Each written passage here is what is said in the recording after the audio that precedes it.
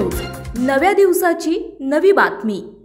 तब्बल 2 कोटी रुपयांची लाच मागितल्या प्रकरणी रंगेहात सापडलेल्या पोलीस उपनिरीक्षक प्रमोद चिंतामणी याला 6 नोव्हेंबर पर्यंत पोलीस कोठडी सुनावण्यात आली आहे। पिंपरी चिंचवड पोलीस आयुक्तालयातील आर्थिक गुन्हे शाखेत कार्यरत असलेल्या या PSIला लाचेच्या 2 कोटींपैकी 46,50,000 रुपये स्वीकारताना लाचलुचपत प्रतिबंधक विभागाच्या पथकाने रंगेहात पकडले होते। तक्रारदार हे व्यवसायाने वकील असून त्यांच्या आशिलाविरुद्ध बावधन पोलीस ठाण्यात गुन्हा दाखल आहे। त्या गुन्ह्यात आशिलाच्या वडिलांनाही अटक झाली असून ते न्यायालयीन कोठडीत आहेत। संबंधित गुन्ह्याचा तपास पिंपरी चिंचवड आयुक्तालयातील आर्थिक गुन्हे शाखेचा पोलीस उपनिरीक्षकाकडे होता।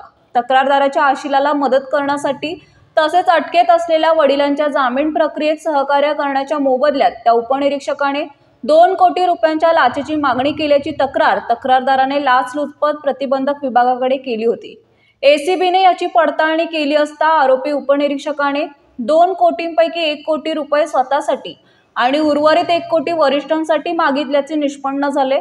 त्यानंतर तक्रारदाराने 50 लाख रुपयांचा पहिला हप्ता देण्याचे ठरवले होते। यानंतर लाचलुचपत विभागाने सापळा रचून आरोपी उपनिरीक्षक प्रमोद चिंतामणी याला तक्रारदाराकडून 46,50,000 रुपयांची लाच स्वीकारताच रंगेहात पकडले। त्याच्या जवळून लाच रक्कम, त्यापैकी 1.5 लाख रुपयाच्या खऱ्या आणि उर्वरित 45 लाख रुपयांच्या खेळण्याच्या नोटा, 2 मोबाईल फोन आणि रोख रक्कम मिळून एकूण 46 लाखांचा मुद्देमाल जप्त करण्यात आला आहे।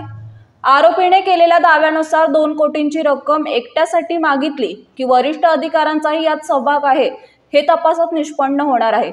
या तपासासाठी आरोपीला 6 नोव्हेंबर पर्यंत पोलीस कोठडीचे आदेश दिले आहेत। आपल्या परिसरातील महत्त्वाच्या बातम्या पाहण्यासाठी आजच नवप्रभात न्यूज चॅनलला YouTube वर सबस्क्राइब करा आणि बेल आयकॉन प्रेस करा।